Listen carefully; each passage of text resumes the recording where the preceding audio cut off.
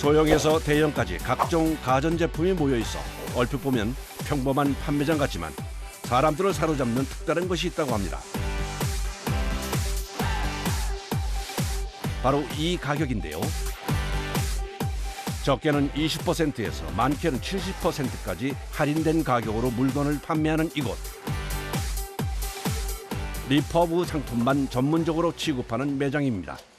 구매자의 단순 변심으로 반품된 상품이나 제조 유통 과정에서 흠집이 난 제품, 전시 제품을 손질해 할인된 가격으로 재판매하는 곳인데요. 이 제품들은 다 이제 외관 스크래치로 인해서 반품 들어온 상품들이고요. 네, 이쪽으로 오시면은 냉장고인데요. 양문형 냉장고인데 이 제품도 내용에는 전혀 미사용 제품이거든요. 근데 배송 중에 이렇게 스크래치가 났어요. 보시면 이렇게 찍히거나 이런 제품들이 많이 들어오는데 이것도 시중가 대비 지금 65만 원. 그래서 43% 정도. 공기청정기 요새 많이 찾으시는데 왼쪽에 스크래치가 좀 나와 있어갖고 70만 원짜리 지금 29만 원에 저희가 판매를 하고 있고, 자, 이런 소형 냉장고 같은 경우도 전시품으로 지금 판매를 하고 있는데요. 이렇게 외관상 스크래치로 인해서 35% 세일을 더 하고 있습니다. 요거는 리퍼브라고 해도 외관에 전혀 문제도 없고 말 그대로 그냥 새 상품입니다. 연식이 조금 지났다고 해서 저희 2월 상품으로 해서 리퍼브로 판매를 하거든요. 그만큼 할인폭이 더 엄청나게 높아요. 이런 걸 사셔야지 잘 사시는 거예요. 새 상품은 아니지만 기능에 문제가 없고 가격이 저렴해 찾는 이들이 많죠. 70 그러면 거의 맞겠네 지금. 그리고 이제 가격도 많이 이제 DC가 돼가지고 착한 가격. 이건 정품이야. 정품이에요. 잘만 찾으면 신상품을 할인가로 살 수도 있다는데요. 일반 김치 냉장고 하나만 해도 200만 원대가 많잖아요. 200~300만 원대가 많죠. 이건 정품인데도 다른 데보다 한 20만 원 정도 싸고요. 최신식 김치 냉장고를 시중가의 29%나 저렴하게 구매했습니다. 운이 좋게도 이런 게 있었지만 먼저 다른 사람이 사갔어 우리 이것도 못 사요. 멀리 김포서 왔는데 허탕치고 가는 거예요. 창고 속 처치 곤란이었던 상품은 버려지지 않아서 좋고 소비자들은 저렴한 가격에 물건을 사서 좋은데요. 같은 상품인데 별로 이렇게 차이는 없는 거잖아요. 근데 이제 저렴하니까 주부 입장에서 좋죠.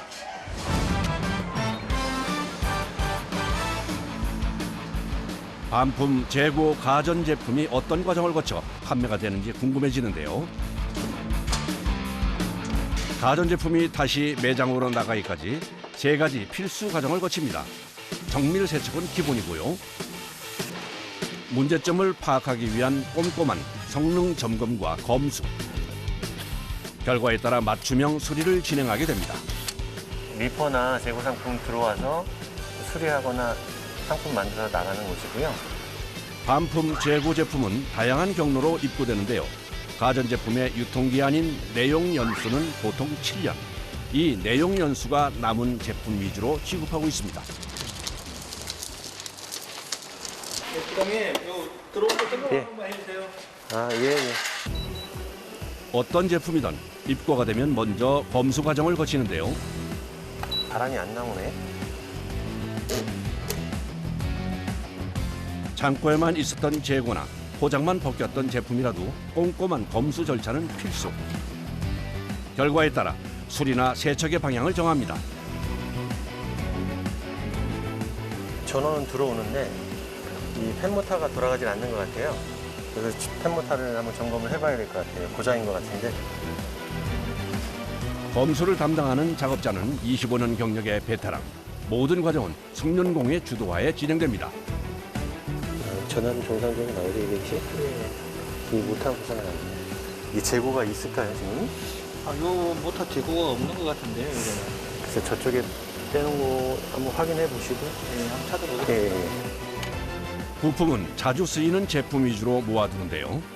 부장님, 같은 모터는 없는 것 같습니다. 아, 그럼 저쪽 창고에 내가 한번 가볼게요. 이럴 때면 찾아가는 곳이 있다네요. 여기는 어떤 곳이에요? 저희가 이제 사용할 수 없는 제품 이런 건 따로 모아놓은 거예요. 이 중에 같은 모델이 있으면은 그걸 대체해서 쓰면 되거든요. 부품들이 굉장히 고가이기도 하고 언제 어떤 부품이 쓰일지 몰라 폐기할 제품을 그대로 보관하는 곳. 작업자들에게는 보물 창고나 다름없습니다. 여기 있네요. 같은. 부품이 없는 경우에는 중고 부품을 구매하거나 같은 기능의 부품으로 대체하기도 하는데요. 이거 모터가 있네. 새 부품을 사용하면 판매 가격이 올라가기 때문에 웬만하면 중고 부품을 사용하는 겁니다. 가장 어려운 게 부품이죠, 뭐. 부품만 있으면 다 수리가 되는데 없는 거는 폐기하기도 합니다. 잘 안 빠지네요. 이제 수리만 하면 됐다 싶었는데 뭔가 또 문제가 생긴 것 같네요. 잠깐만. 이 모터하고 낑겨서 잘 안 빠지는 거거든요. 네. 이거 살짝 이렇게. 그래가지고 손쉽게 펜을 빼는 베테랑 작업자. 정말 안 빠진다고 한 부품 맞나요? 얼마나 됐어요? 여기 온 지 1년 정도밖에 안 됐습니다. 경력 1년하고 뭐 이렇게 하시는 뭐 그런 게 틀려요? 아직 뭐 1년밖에 안 됐으니까요. 뭘 하는 일은 비슷한데 아무래도 숙련도가 좀 떨어지니까요. 이게 아무가 쉬워 보여도 다 노하우가 있거든요. 여러 제조사의 제품을 다루는 반품 가정의 특성상 얼마나 많은 제품을 다뤄봤는지가 작업 성공의 관건. 그야말로 작업자의 경험과 전문성이 필요한 작업입니다. 처음에는 좀 그랬는데요. 여기 와서 또 보니까 제가 모르는 게 많이 있더라고요. 검수팀에 들어온 지 이제 1년. 아직은 모든 게 서툽니다. 이제 수리가 끝났으니 확인 작업만 남았는데요.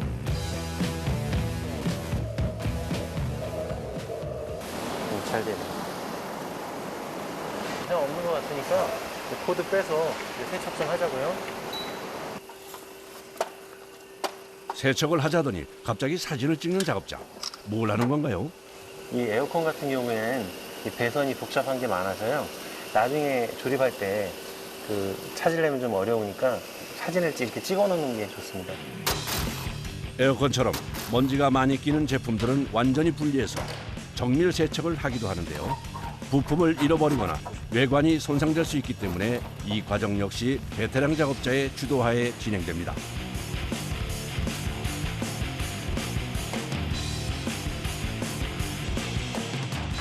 세척 과정은 크게 두 가지로 나뉘는데요. 물청소와 공기청소입니다. 필터나 에어컨 본체는 물과 전용 세제로 묵은 때를 벗겨내고요. 회로나 배선들은 고압의 공기로 먼지를 제거합니다. 조립을 마저 합시다. 이제 남은 건 25년 베테랑 작업자도 긴장되는 조립 과정. 그만큼 까다로운 작업이라 미리 사진까지 꼼꼼하게 찍어뒀던 겁니다. 사진을 보면서 하나하나 점검하며 맞춰가는 작업자들. 실수하지 않게 최대한 집중을 하는데요. 드디어 조립이 끝났습니다.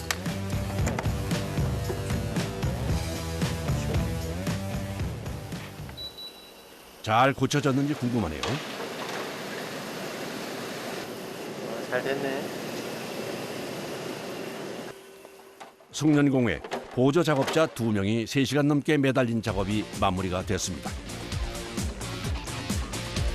모터만 교체한 에어컨은 37%나 할인된 가격으로 판매가 됩니다. 수리가 다 된 거니까 클리닝 좀 하고요. 여기 그리고 배관 좀 정리해가지고 포장 좀 해줘요. 네, 알겠습니다. 보통 하루에 검사하는 제품의 개수는 10개에서 20개. 요즘은 에어컨 수요가 늘어 작업량이 부쩍 늘어 쉴 잠이 없습니다. 아이고, 무슨 일이 일어난 모양인데요. 부장님, 왜요? 배관이 꺾여버렸어요. 배관이 꺾여버렸네. 어떡하지 이거? 이게 고장이 나면은 가스가 다 새버리기 때문에 뭐 작동 자체가 안 되는 거죠. 그러니까. 잠깐만요. 잠깐 사이에 벌어진 상황. 놀란 초보 작업자 대신 베테랑 작업자가 서둘러 움직입니다.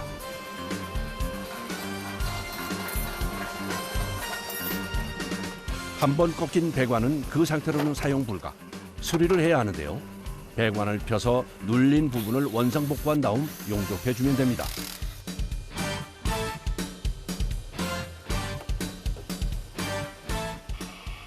한치의 오차도 있어서는 안 되는 용접 작업. 노련한 불 조절 기술이 필요합니다.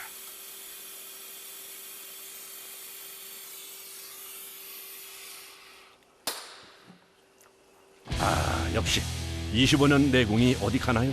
감쪽같이 수리가 잘 됐네요. 여기 배관을 꺾을 때 한 번에 꺾으려 그러면 이게 꺾어지니까 한 번에 살려고 하다가 이걸 살살 이렇게 보시면은 급한 마음에 서두르다가 벌어진 사고. 일을 하다 보면 흔히 생기는 상황인데요. 때문에 작업 시에는 절대 서두르지 않는 것이 원칙이라고 합니다. 이제 먼지가 들어가지 않도록 꼼꼼하게 포장까지 하면 수리 완료. 갖다 놓으시면 되고요. 매장으로 나가기 전에 이곳에서 보관이 되는데요. 놀랐겠어요. 아, 그래도 다행히 잘 해결돼서 좋습니다. 그날 오후 작업장으로 들어서는 5톤 규모의 트럭 한 대. 차 안 빽빽히 실린 제품들 모두 반품 가전입니다. 잠시 후 도착한 또 다른 트럭 한 대. 이번에도 화물칸 가득 물건이 가득한데요. 컨테이너에 물이 차, 침수된 채 방치된 냉장고입니다. 수리가 불가능할 수도 있는 상황. 베테랑 작업자의 판단에 따라 작업 여부가 결정되는데요. 침수 상태가 얼마나 되는지 확인해봐야지 우리가 이제 수리를 할 수 있는 정도가 어느 정도인지 아니면 뭐 반품 같은 거 생길 수도 있고 하니까 다시 그 육안으로 좀 확인 중에 있습니다. 작은 거 먼저 3개, 그다음에 큰 거 2개 먼저 이렇게 실으셔도 상관없어요. 보통 입고되는 제품들은 불황에 쌓인 재고품이나 다양한 이유로 반품된 상품이 주를 이루는데요. 이번 냉장고는 침수로 포장도 풀지 않은 완전 새 제품입니다. 다행히 침수 부분은 많지 않지만 곳곳의 흔적들은 명확하네요.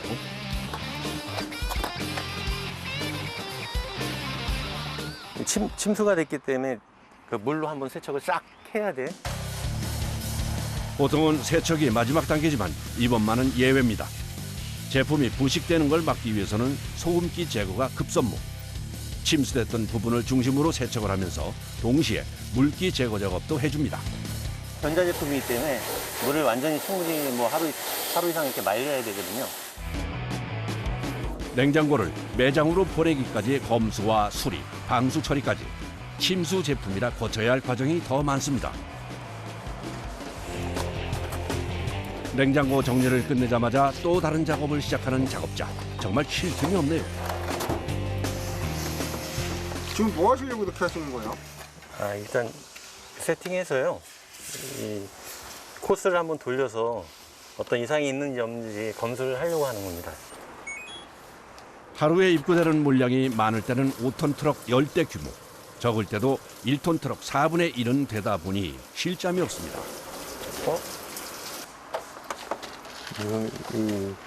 이물질이 많이 나왔죠? 그 분해해서 청소를 해야 될 것 같아요. 작동에는 문제가 없지만 이물질이 심각한 상황. 이런 경우 가능하면 완전히 분리해 정밀 세척 작업을 진행합니다. 세탁기 내부에 찌든 때는 세제 때문에도 생긴다고 하는데요. 때문에 반드시 상태에 맞는 전용 세제를 쓰는 것이 좋다고 하네요.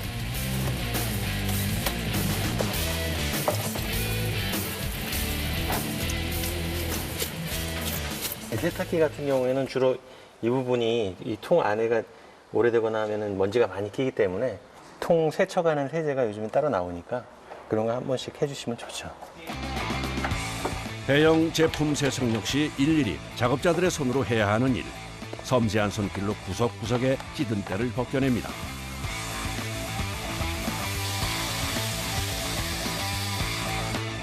그 사이 밖에서는 또 다른 작업이 진행됩니다.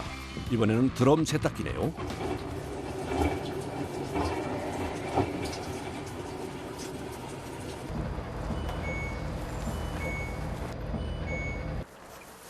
물이 안 빠져서 나온 것 같은데? 물이 안 빠졌네. 배수구 쪽으로 한번 봐야 될 것 같은데? 물이 왜 이렇게 적게 나오지? 나오지가 않네. 안에 이물질이 막힌 것 같은데? 고장의 원인을 단번에 찾았습니다. 천 조각이나 이런 심지어는 동전 같은 거 이런 것도 세탁하실 때 이제 잘못 넣거나 하면은 배수구에 이렇게 걸리는 경우가 있거든요. 그럼 물이 안 빠지거나 아니면 배수 모터가 소손되거나 이런 경우가 흔히 있습니다. 이 세탁기 같은 경우는. 세탁기 배수 문제의 원인인 이물질만 제거해주면 되는데요.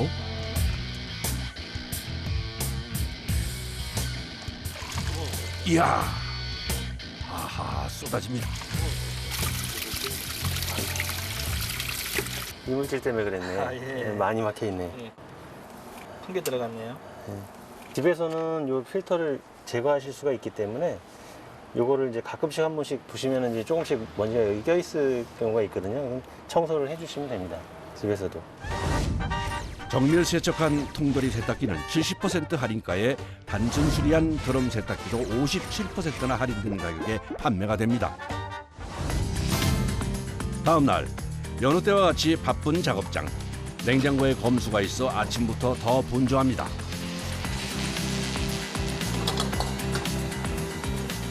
완전히 말린 상태로 전원 상태부터 확인하는데요.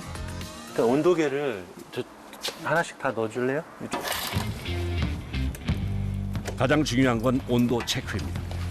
보통 냉장 온도가 2도부터 한 8도 정도 사이 정도 나오면 괜찮은 거거든요. 그 범위를 벗어나면 이상이 있는 거니까 점검 또 해봐야죠. 보통 온도 측정은 하루 정도 하는데요. 시간 간격을 두고 두세 번 정도 확인하면서 냉장고의 온도가 적정하게 유지되는지 지켜보는 거죠. 자, 요거는 온도가 제대로 나오네요. 이거 앞으로 일단 좀 빼줄래요? 냉장고의 기능은 이상 무. 이제 마무리 작업만 남았는데요. 녹 발생한 게 있잖아요. 요걸 WD로 한번 제거를 해주시고, 그리고 방청 페인트로 약간 이런 벗겨진 데만 좀 칠해주자고요. 네, 알겠습니다. 반품 가전의 검품은 오롯이 사람의 손과 기술이 필요한 작업. 전문 도구를 사용하기는 하지만 부품을 뜯고 살피고 완벽하게 세척해서 매장으로 내놓기까지 작업자들의 손이 미치지 않는 곳이 없습니다. 단기적으로는 아마 별 문제가 없을 건데요. 가전제품이라는 게 1, 2년 쓰고 말 건 아니니까요. 장기적인 문제가 될 수 있는 것들 손 봐야 되겠죠. 바닷물에 침수됐던 냉장고는 40% 할인된 가격으로 판매가 됩니다. 검수와 수리, 세척 후 포장까지 끝나면 판매가 되기 전까지 보관을 하는데요.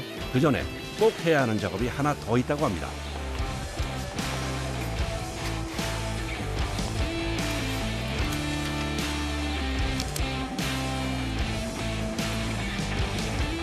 뭘 하시는 건가요?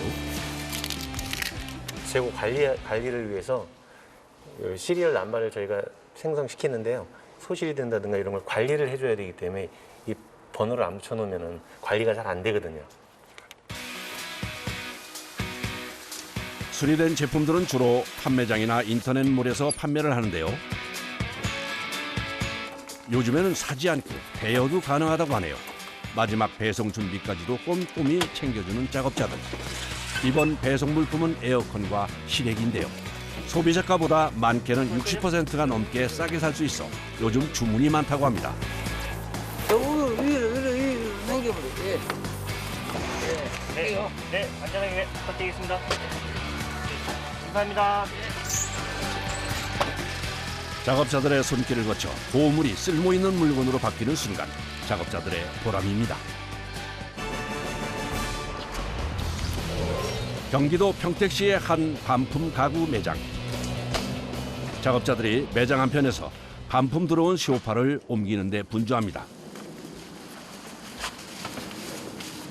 더 밀어. 됐어. 오케이. 이게 이제 니클라이너인데요. 우리가 이제 판매할 건데 물건 들어온 거는 뭐 이상이 없는지 이렇게 한번 점검해가지고 내보내거든요. 리클라이너의 작동 상태 확인을 위해 전기를 연결하는데요. 됐어. 과연 제대로 작동이 될까요? 편안하네 아주. 아, 다행히 정상적으로 움직입니다. 좀 아무 이상 없네요. 이번엔 작업자가 다른 쪽 의자 상태를 확인합니다. 먹통이야. 보통 이럴 경우는 모다가 안 되는 건가? 스치가 안 되는 건가? 이게 모다도 안 되는 경우도 있는데. 이런 경우 없는데 별로. 문제가 있는 부분을 찾기 위해 먼저 리클라이너 부품이 설치되어 있는 소파 밑을 확인합니다. 아무래도 모터 부분에 문제가 있는 것 같은데요. 정확한 원인을 찾기 위해선 새 제품과 교체 설치를 해봐야 하기 때문에 빠르게 부품을 분리합니다. 그 모터 새 거하고 스위치 새 거 있어. 그거 좀 가지고 와. 혹시 모를 사태를 대비해 문제가 될 만한 부분의 부품들은 모두 새 부품으로 교체하는 것이 원칙인데요. 이번에도 모터와 스위치 두 가지 모두를 교체합니다.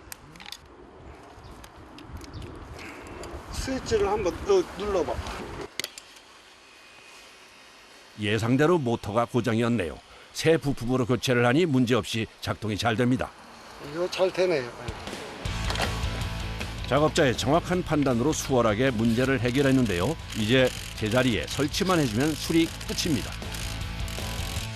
됐어. 이제 확인해봐요. 반품 제품의 특성상 혹시라도 반복해서 문제가 생기면 큰일이기 때문에 상품의 판매 전 다시 한번 꼼꼼하게 제품의 수리 상태를 확인해야 합니다. 이제 잘 되지? 잘 됐어. 수리를 마친 가구는 판매를 위해 바로 전시장으로 옮겨지는데요. 대부분의 가구들이 무게가 상당해 옮기는 것도 만만치 않습니다. 형 째고 자야지. 째지. 저거 우리 고친 거 가격 얼른 저기 체크해서 가격을 얼마로 해야 될까? 228만 원인데 피디님은 저거 얼마 정도 할 것 같아요? 손님들이 얼마? 저거요? 예, 모터 갈았으니까 150만 원? 150만 원? 네, 150만 원 정도면 될 것 같아요.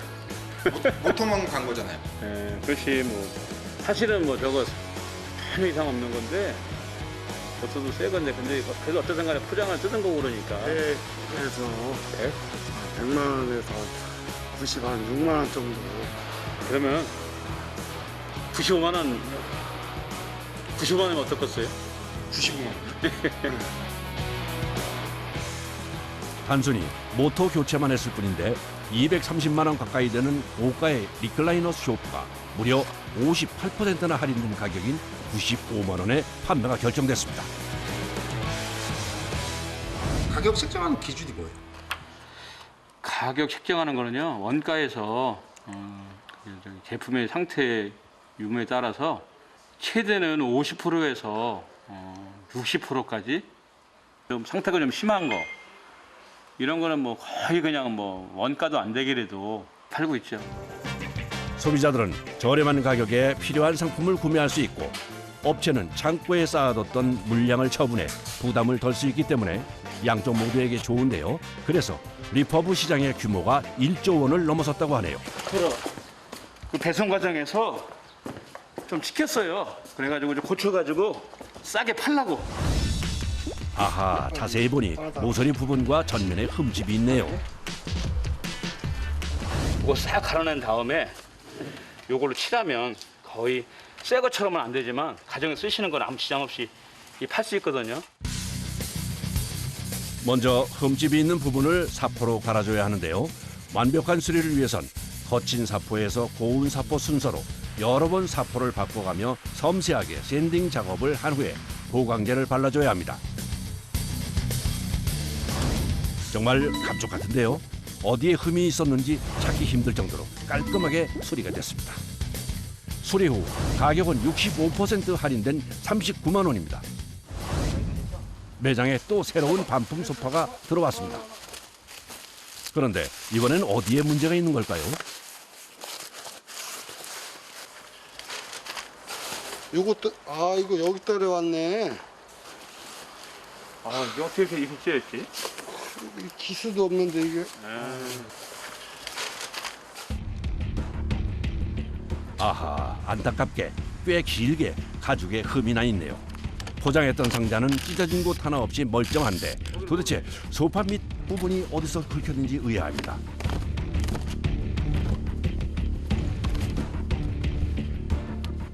이런 경우엔 밑부분을 뜯어서 가죽을 손봐야 하기 때문에 일단 소파 바닥을 모두 해체해야 합니다. 원단 여유가 있어요. 근데 좀 심하게 찢어지긴 했는데 좀 당겨가지고서 해봐야죠 뭐. 당겨봐. 당겨봐. 자, 여기 잠깐 찢어지니까 자, 한 번에 하나 둘. 좀 더 당겨. 여기 야.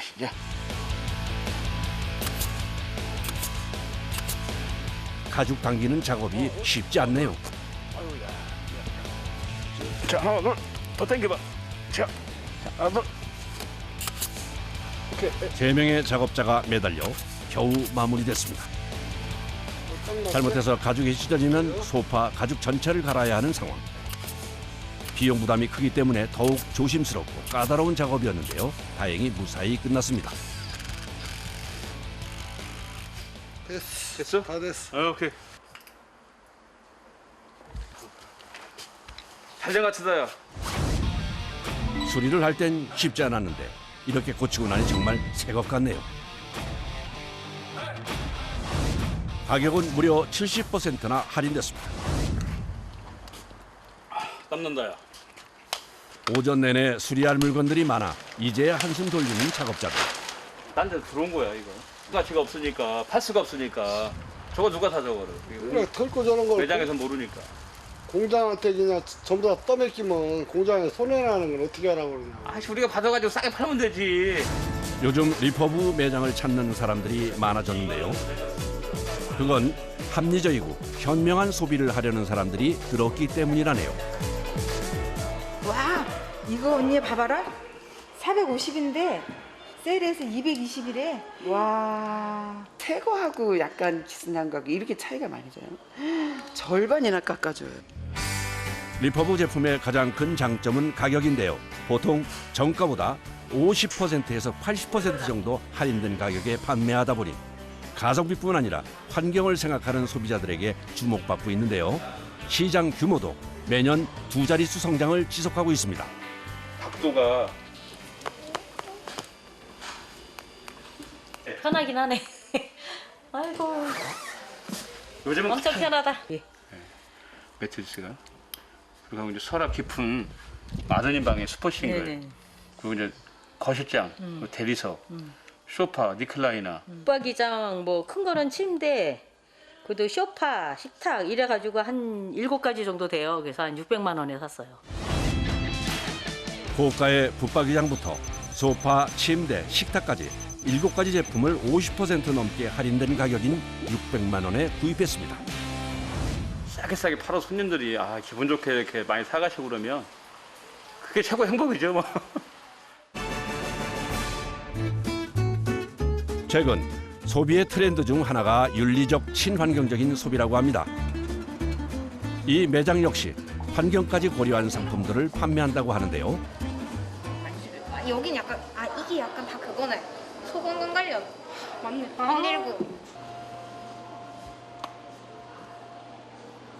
사장님, 이거 가죽 맞아요? 일반 가죽은 아니고요. 이제 버려지는 가죽을 갈아서 이렇게 압착시켜서 만든 리사이클 레더라고 해서요. 버려지는 자원을 활용해서 만든 리사이클 제품입니다. 색감은 물론 사용감까지 좋은 폴리에스터 가방은 페트병으로 만든 제품이고요. 노트북 가방은 소방관의 방화복으로 제작했습니다. 가방은 차양으로, 그리고 지갑은 자투리 가죽을 재가공해 만든 제품입니다. 재활용 100% 했다고 한 게 믿어지지 않을 정도로 원래 가죽 같고 얘기해주지 않으면 모를 정도로 똑같은 것 같아요, 제품. 색깔도 예쁘고. 버려진 것들을 완전히 다른 상품으로 변신시키는 재가공 작업. 그 현장을 찾아 부산으로 왔습니다. 버려지는 가죽을 재가공한다는 작업장. 아침부터 분주합니다.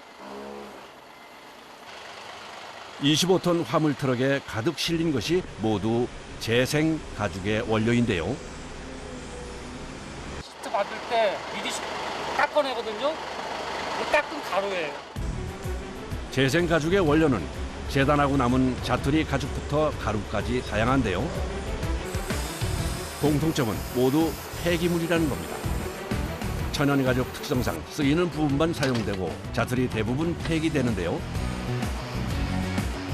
그러다 보니 버려지는 가죽이 1년에 60만 톤이 넘습니다.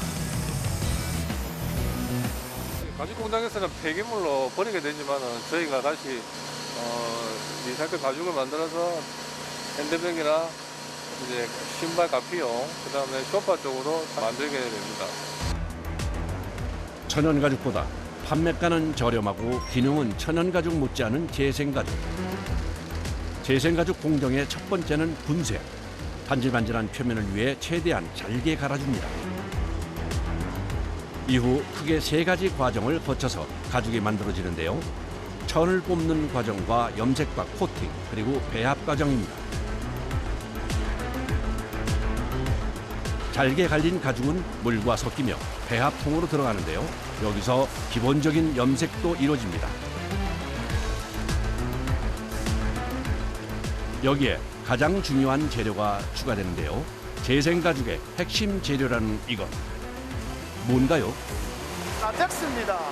라텍스가 조금 그 붙임성이 좋아갖고 배합한 거랑 내려가면서 해가지고 가죽으로 나가는 겁니다.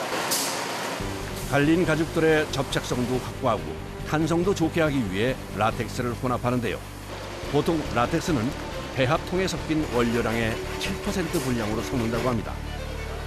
배합된 원료는 네모난 김을 만들듯이 틀 위에 고루 펴주는데요. 이후 탈수 과정을 거치면 가죽의 형태가 잡힙니다. 지금까지는 기계의 힘을 빌렸다면 이제부터는 사람의 손이 필요한 작업. 올라가? 가죽이 나오는 속도에 맞춰 기계에 가죽을 걸어줘야 하는데요. 한번 기계가 작동되면 원단이 다 나오기까지는 멈출 수가 없어 대여섯 명의 작업자들이 일사불란하게 움직입니다. 원단을 생산하는 기계의 길이만 자그마치 75m. 그곳을 뛰어다니며 8군데나 되는 곳에 원단을 걸어줘야 합니다. 스피드에 맞춰서 빨리 걸어줘야 돼서 그런 거예요. 늦으면 분량이 많이 나요. 그야말로 스피드가 관건인 작업. 높이는 높지 않지만 작업을 하다 보면 계단만 수십 번 오르락내리락. 체력은 필수입니다. 또한 원단을 빠르게 말아주는 것 또한 노하우가 필요한 일. 대부분의 작업자들은 수십 년 경력의 숙련공입니다. 기계에 원단을 말 때는 최대한 평평하게 해줘야 하는데요. 자칫 한쪽으로 쏠리게 되면 불량이 나오기 때문입니다. 확인을 해야지. 제품이 좀 나오다가 제품이 최종적으로 나왔을 때도 요 썸에도 좀 뭐가 틀어지면 제대로 안 나와요. 원단이 나오기 시작하면 나머지 공정들도 바쁘게 돌아가는데요. 제품을 만들기 위해서 코팅을 하는 과정이에요. 1차로. 가죽의 오염을 방지하고 강도를 높이는 코팅 작업. 코팅제를 종이 위에 평평하게 펴준 다음 다시 접착제를 도포해줍니다. 접착제를 부어야 거기다 합고 원단과 같이 합고하는 거예요. 건조한 코팅제를 떼어서 가죽에 붙여주면 재생 가죽이 완성됩니다.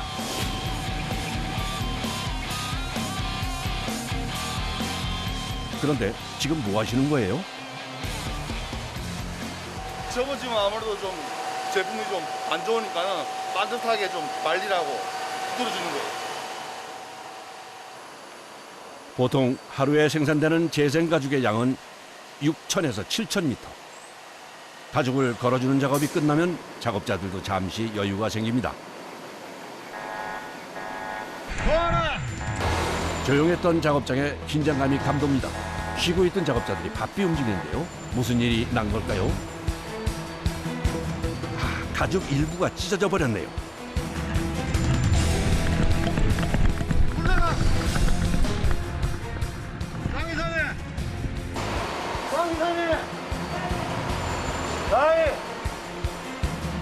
해결이 안 되는지 베테랑 작업자까지 부르는 것이 문제가 심각한 모양입니다. 터졌어요. 마지막에 라인이 터져가지고 새로 걸어야 됩니다. 새로.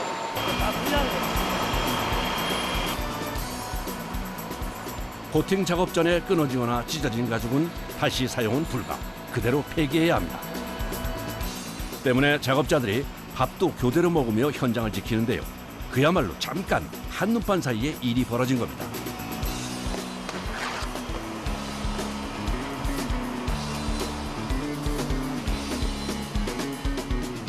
아이고, 이게 다 불량인 건가 본데. 이게 도대체 이게 몇 미터인 거예요? 한 30-40m 정도 분량이 났고요. 매달당 신발로 치면 3컬레 정도 나오는데 지금 한 이 정도면 한 100컬레 조금 넘게 분량 나버린 겁니다. 그 사이 한쪽에서는 완성된 원단의 테스트 준비가 한창인데요. 가죽 샘플을 잘라 인장력과 접착력 두 가지로 나눠 테스트를 진행합니다. 제품마다의 그 물성 기준이 있기 때문에 그 물성 기준을 우리가 테스트하기 위해서 지펜을 제치해서 테스트하고 있습니다.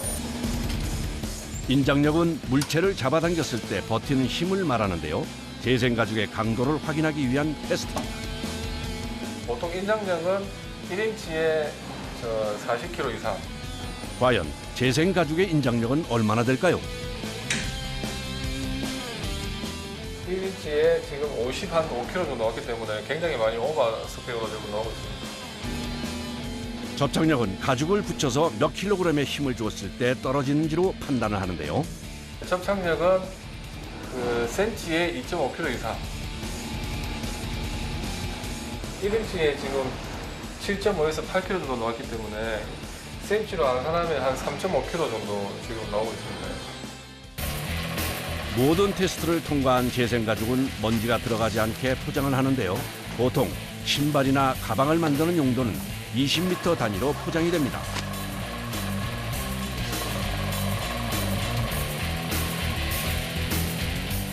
롤 하나의 무게만 20kg이나 나갑니다.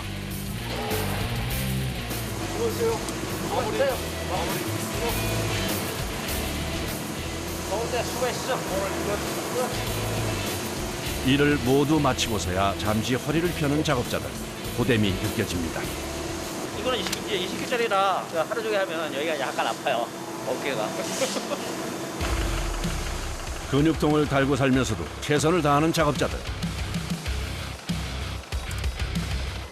덕분에 오늘 작업도 잘 마무리됐습니다. 이렇게 만들어진 재생가죽으로 과연 어떤 제품이 만들어질까 궁금해지는데요. 최근 고가의 명품 브랜드나 유명 브랜드에서도 재생가죽을 사용한 제품을 출시하고 있습니다. 그만큼 재생가죽에 대한 관심이 높아지고 있는데요.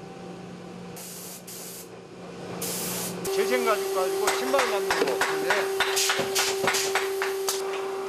이곳에서도 얼마 전부터 재생가죽으로 신발을 제작하고 있습니다. 특히 신발은 강도가 중요해 인장력이 좋은 재생가죽이 적합하다고 합니다. 신발 모양을 딱 잡아주는 게 이쁘게. 옛날에는 다 손으로 쌌는데 요즘 기계로 다 하잖아. 신발 제작도 지금은 기계의 도움을 많이 받는데요. 여전히 사람의 손과 기술이 필요한 공정이 많습니다. 특히 가죽을 재단하고 입체적으로 붙여주는 패턴 작업은 모두 사람의 손으로 하는데요. 이렇게 만들어진 패턴을 신발 모형에 붙여 전체 모양을 잡습니다. 이후 신발 바닥과 가피가 잘 붙도록 고정시켜 주는데요. 힘을 노련하게 조절하며 가죽을 다루는 것이 관건입니다.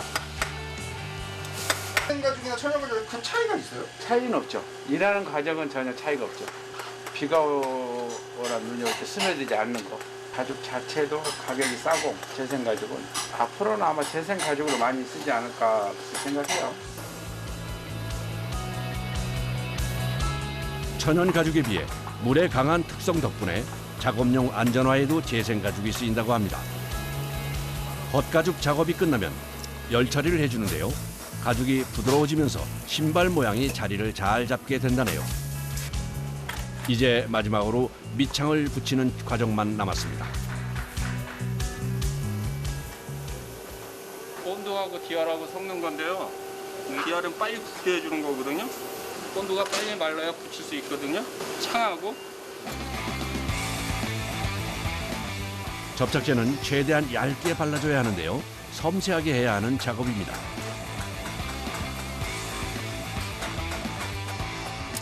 작업 시간을 단축하기 위해 열로 살짝 접착제를 말려주는데요. 접착제가 너무 굳기 전에 빠르게 밑창과 신발을 붙이는 것이 기술.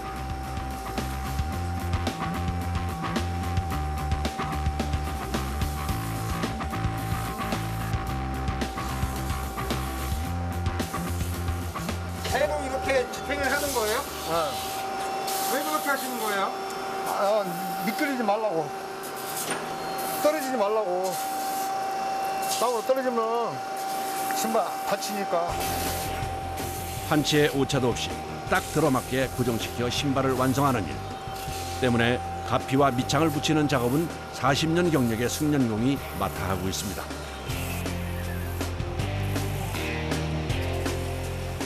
이게 힘든 거야 제일. 응? 창이 떨어지면 반품이 오잖아, 불량이 오잖아. 그러니까 이제 여기에 잘 붙여줘야 모두 깨끗하고 좋지. 제작된 신발은 마지막으로 광택과 코팅 작업을 거치는데요. 광택도 내면서 재단할 때 썼던 분필 자국도 없애는 과정입니다. 드디어 재생 가죽 신발이 완성됐습니다. 이 신발 한 켤레에 정말 수많은 작업자들의 노고가 담겨 있네요. 구두 일한 지가 40년 됐는데 저희가 자부심을 가지고 구두를 만드는데 여러분들 잘 신었으면 좋겠습니다. 네?